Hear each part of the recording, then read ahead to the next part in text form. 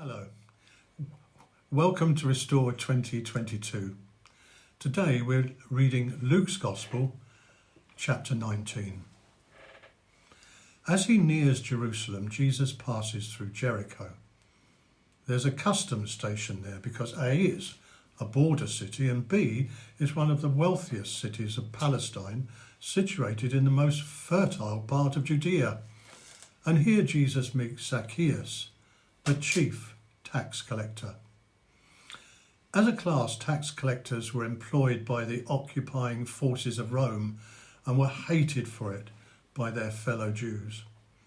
In fact, in the rabbinical writings, they were classified with robbers, while in the Gospels, they're commonly bracketed with sinners.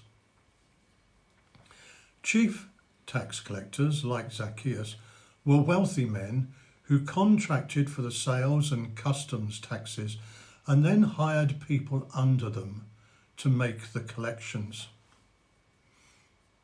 Of course, we don't know why Zacchaeus initially opted for a tax collecting career.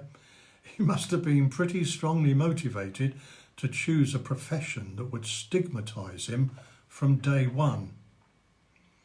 But Luke doesn't present him as a stereotypical tax collector, and Jesus honours him as a son of Abraham. So consider, firstly, Zacchaeus is so eager to see Jesus, he disregards his own status and is willing to make a spectacle of himself hanging from a tree. Secondly, he offers half his goods to the poor so promptly, it's as if he'd already made up his mind to do it, and the visit of Jesus has driven him to act on it.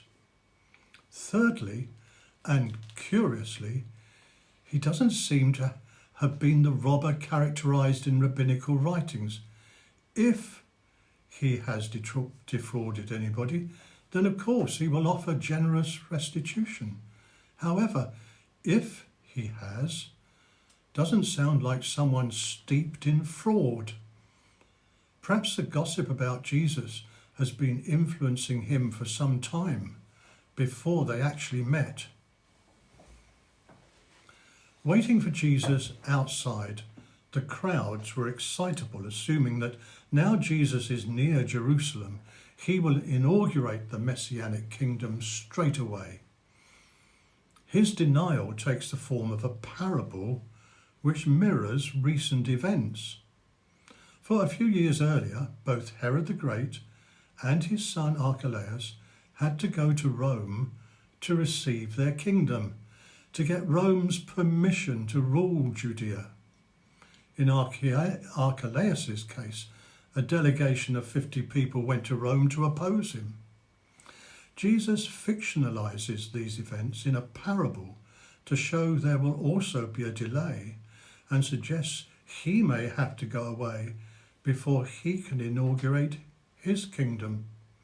In the meantime, his servants will be given minas in the parable, to carry on his business, and eventually when he returns, he will assess their work.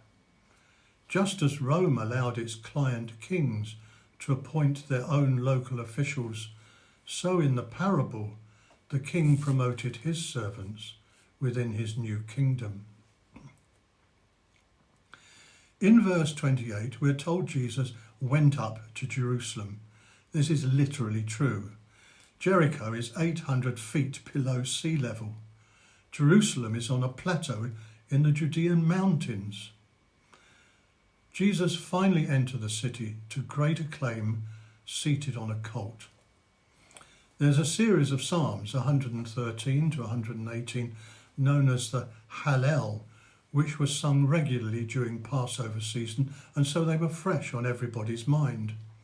One of them includes the phrase, "Blessed is he who comes in the name of the Lord." But the crowd, cheering Jesus, doctored it to sing, "Blessed is the King who comes in the name of the Lord." And Jesus acknowledged the legitimacy of this by refusing to rebuke the crowd. Nevertheless, he still downplayed the false expectation that he came militaristically to liberate Israel from the rule of Rome. Officials used donkeys for civil, not military processions, so this text isn't of a triumphal entry in the sense of Roman triumphal processions. It is Jerusalem's reception of a meek and peaceful king. Jesus chose to define his kingship in terms of Zechariah chapter 9, verse 9. Yet despite the public adulation, Jesus saw deeper into its unbelief and cried out a bitter lament for the city. The city will miss its opportunity of peace and bring doom upon itself. A doom that was actually realized 40 years later when Romans besieged the city and destroyed it. Jesus found evidence of the unbelief when he entered the temple, where under the pretense of providing objects for worship, the tradesmen had turned it into a den of robbers. He took swift and decisive action.